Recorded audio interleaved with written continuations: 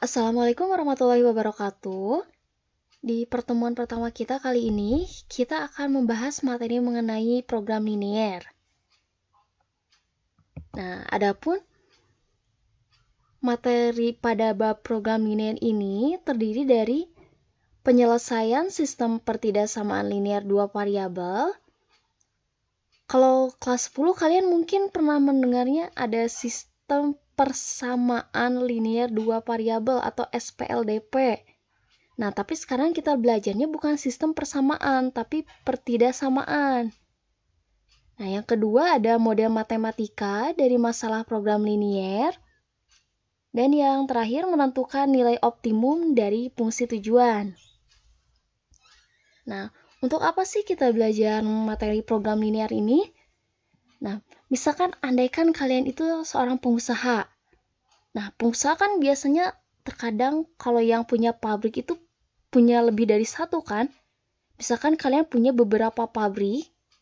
Nah, di setiap pabriknya itu kan pasti memproduksi suatu barang misalkan. Nah, dalam melakukan proses produksi pasti kan di setiap pabriknya itu terdiri dari sejumlah karyawan tertentu. Lalu ada mesin produksinya yang otomatis mesinnya itu nggak akan bisa digunakan selamanya kan? Pasti beberapa periode sekali itu akan diganti dengan yang baru. Belum lagi misalkan masalah biaya terkait misalkan produksinya, untuk membeli bahan bakunya, untuk proses pengerjaannya, ataupun misalkan untuk pendistribusian barangnya. Nah, itu memerlukan perhitungan tersendiri di mana di sini kita melibatkan program linier. Untuk apa? Supaya kita nantinya dapat mengetahui biaya seminimal mungkin tapi bisa menghasilkan keuntungan semaksimal mungkin. Nah, untuk itulah kita pelajari program linier. Nah, sekarang kita lanjutkan sistem pertidaksamaan linier. Nah, coba perhatikan bentuk-bentuk berikut. Nah, kalian mungkin pernah melihat ada yang tanda kurang dari atau sama dengan, lebih dari atau sama dengan. Nah, kalau dulu mungkin kita pernah belajarnya waktu zaman SD itu bilangan dengan bilangan lagi dibandingkannya. Tapi kalau sekarang itu persamaan menjadi pertidaksamaan. Jadi kalau bedanya, kalau persamaan itu tanda di sininya itu sama dengan, tapi kalau pertidaksamaan tandanya kayak gini. Ada yang kurang dari, lebih dari. Ini pertidaksamaan. Ya, jangan tertukar. Nah, di mana yang kita pelajari saat ini itu pertidaksamaan linier dua variabel. Variabelnya apa di sini? X dan Y. Nah, tapi variabel ini nggak selalu X dan Y. Bisa saja kalau misalkan kalian maunya P sama Q boleh. Atau R sama S misalkan. Itu bebas. Tapi di sini asal disimbolkannya dengan huruf kecil kayak gini. Ini untuk melambangkan ada variabel. Nah, syarat lainnya, pangkat variabelnya harus 1. Nggak boleh 2, nggak boleh 3, ataupun lebih tinggi lagi itu nggak boleh. Nah, kenapa harus 1? Karena kalau misalkan kita ambil di sini pangkatnya 2, itu bukan linier lagi, tapi jadi kuadrat nantinya. Karena itu pangkat tertinggi untuk setiap variabelnya itu selalu 1. Nah, untuk membentuk suatu sistem ini kan banyak pertidaksamaan nih. Sistem itu apanya? Gabungannya. Gabungan dari pertidaksamaan linier akan membentuk sistem pertidaksamaan linier. Untuk membentuk sistem ini minimal ada 2 pertidaksamaan di sini. Kalau mau 3 boleh, 4 boleh, 5 boleh. Lebih banyak pun boleh lagi. Asalkan minimal 2. Nanti akan membentuk suatu sistem pertidaksamaan. Nah, bentuk umum dari pertidaksamaan linier biasanya disajikan dalam bentuk kayak gini nih.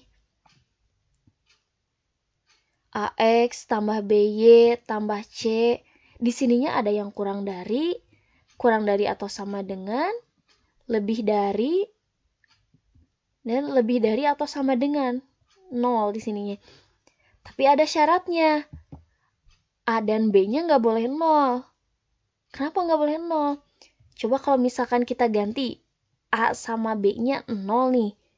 Otomatis kan ini 0, 0, semuanya ini 0. Kecuali nanti C. C itunya konstanta. Konstanta itu gimana? Suatu bilangan itu bebas. Kita mau ngambilnya bilangan positif, bilangan negatif, ataupun 0, itu bebas. Nah, kalau misalkan kita contoh ambilnya positif. Andaikan misalkan A sama B-nya 0. Berarti di sini misalkan 2. Benar nggak 2 kurang dari 0? Salah jawabannya. Tapi Bu misalkan kalau ke sini kan benar.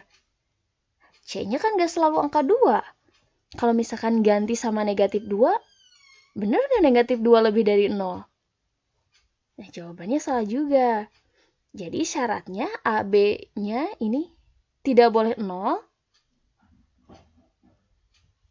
Nah, di sini ada syaratnya. AB-nya itu anggota bilangan real. Bilangan real itu yang kayak gimana? Semua bilangan yang bisa kalian tulis di garis bilangan, itu namanya bilangan real. Mau dalam bentuk pecahan, mau dalam bentuk desimal, positif, negatif, bentuk akar sekalipun, akar positif tapi ya, ini merupakan bilangan real. Nah, dan syaratnya lain harus ada variabelnya. Jelas ini ya. Nah, misalkan di sini ada masalah nih dari sistem pertidasamaan linier. Aira berbelanja di toko peralatan sekolah dengan uang yang tersedianya itu 240.000. Harga setiap barang di toko tersebut telah tersedia di daftar barang, sehingga ia dapat memperkirakan peralatan sekolah apa saja yang sanggup dia beli dengan uang yang ia miliki. Dari daftar harga, jika Aira membeli 2 seragam sekolah dan 3 buku, maka dia masih mendapatkan uang kembalian. Dapatkah kita memodelkan harga belanjaan Aira tersebut? Nah, ada teknik untuk memahami dalam membaca soal cerita dalam matematika. Kalian intinya fokus aja ke bilangannya, ke angkanya. Di sini ada 240.000, 2 seragam, 3 buku, dapat ke uang kembalian. Itu kata kuncinya. Nah, untuk menyelesaikannya, kita boleh misalkan dulu. Misalkan X itu harga seragam sekolah dan Y untuk harga buku. Nah, si Aira ini kan dia membeli 2 seragam sekolah dan 3 buku. Berarti kita bisa misalkan lagi 2X tambah 3Y.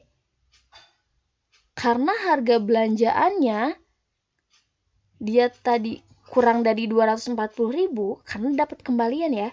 Maka bisa ditulis. Nah, kayak gini. Kenapa kurang, Bu? Nggak lebih. Kan dia mendapatkan kembalian. Kalau misalkan dia kekurangan uangnya, baru nanti tanahnya lebih di sini. Nah, untuk menyelesaikannya, langkah selanjutnya kita buat tabel. Nah, ini dari bentuk pertidaksamaan kita ubah dulu ke dalam bentuk persamaan, biar lebih mudah. Maksud dan tujuan dibuat tabel di sini, ini supaya kita dapat menentukan titiknya. Titik untuk apa? Untuk membuat garis. Nah, kalian mungkin di SMP pernah belajar cara membuat garis. Nah, ini sebenarnya langkahnya sama aja. Nah, untuk lebih mudah, kita misalkan aja. Misal saat X-nya 0 dan Y-nya juga 0. Sebenarnya kalau kalian mau bilangan lain pun ini boleh. Cuman supaya lebih mudah perhitungan, kita misalkan saat X-nya 0, Y-nya juga 0. Nah, untuk yang pertama, saat X-nya 0. Berarti kan kalau 0 dikali 2, 0 ya. kita tutup aja yang ini. Berarti sisanya tinggal 3Y sama dengan 240.000. Berarti Y-nya 240.000 dibagi 3. Hasilnya 80.000. Jadi kita punya koordinat nih. 0,80.000 untuk yang pertama. Nah, untuk yang kedua, Y-nya yang 0. Berarti yang ini. 3 kali 0, 0 ini habis, nggak ada. Berarti sisa 2X sama dengan 240.000. Berarti X-nya berapa? 240.000 dibagi 2.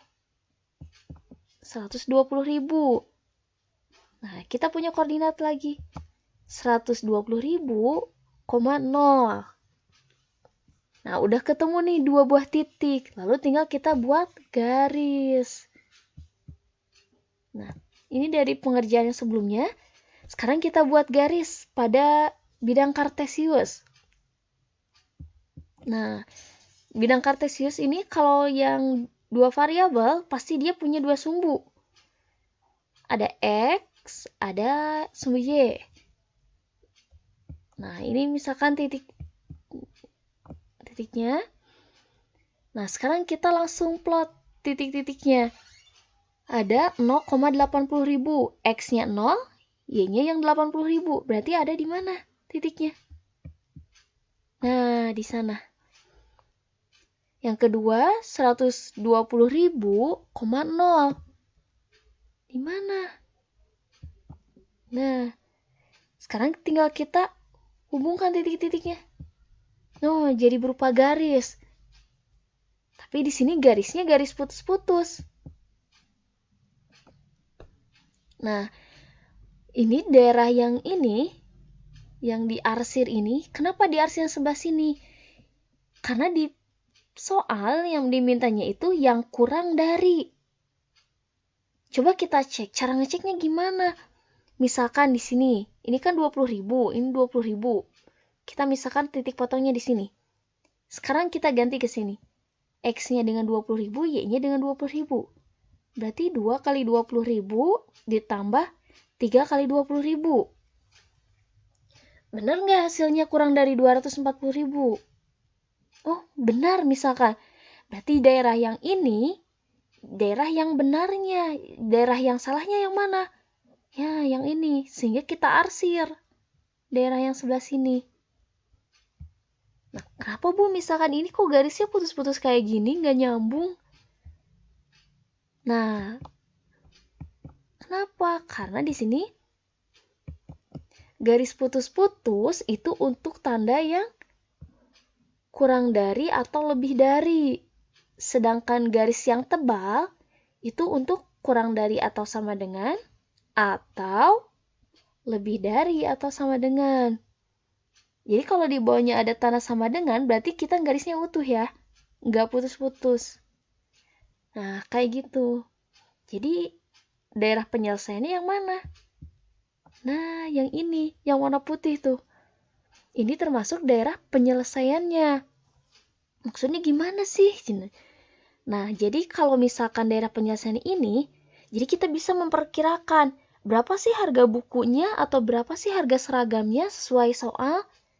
Kalau harga bukunya 20.000, soalnya 60.000, seragamnya 60.000, boleh nggak? Coba kita cek ke sini. Misalkan seragam 60.000, bukunya 20.000 nih. Berarti kan di sini titiknya. Oh, boleh. Karena masih ada di daerah penyelesaian. Nah, nanti bisa kita cek ke sini. 2 kali 60.000 tambah 3 kali 20.000. Berarti ini 120.000 tambah 60.000. Masih kurang dari 240.000. Berarti benar, dia masih dapat kembalian. Nah, beda halnya lagi. Kalau misalkan kita mau cek, mau harga seragamnya 150.000 misalkan. Bukunya 10.000. Berarti kalau 2 pasang seragam aja udah 300.000. Ini udah lebih. Berarti kesini salah. Berarti nggak mungkin harga bajunya segitu. Pasti sekitar ada di sini harganya. Nah, ini untuk tanda yang kurang dari. Nah, sekarang kita coba bandingkan.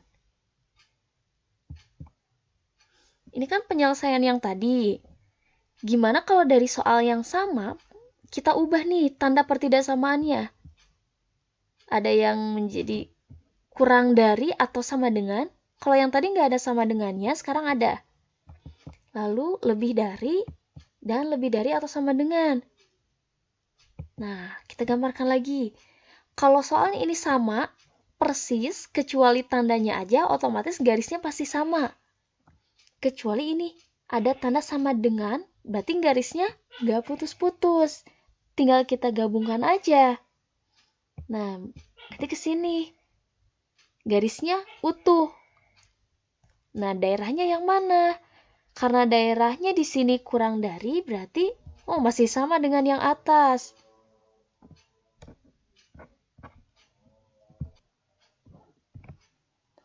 Nah, kalau untuk yang berikutnya,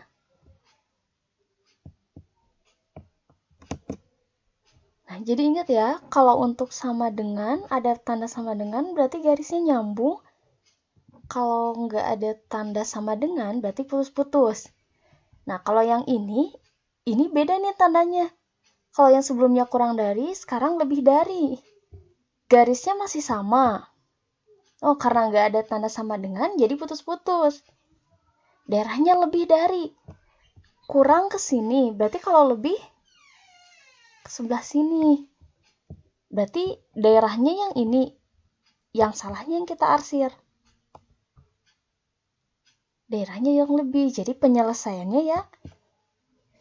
Nah, itu. Untuk yang terakhir, berarti sama kayak yang ini.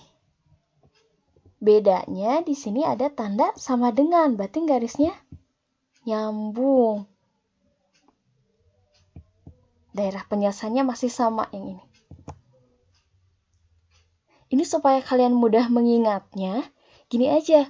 Kapan sih kita harus menggunakan garis putus-putus? Kapan sih harus kita menggunakan garis yang nyambung kayak gini? Kita putus karena nggak ada kesamaannya. Kita nyambung lagi karena ada sama dengannya, kesamaannya. Gitu aja intinya. Nah, untuk latihan soal, silakan lakukan dengan cara yang sudah dijelaskan. Jika ada yang kurang dimengerti, silakan ditanyakan. Kita akan bahas di pertemuan berikutnya. Terima kasih. Wassalamualaikum warahmatullahi wabarakatuh.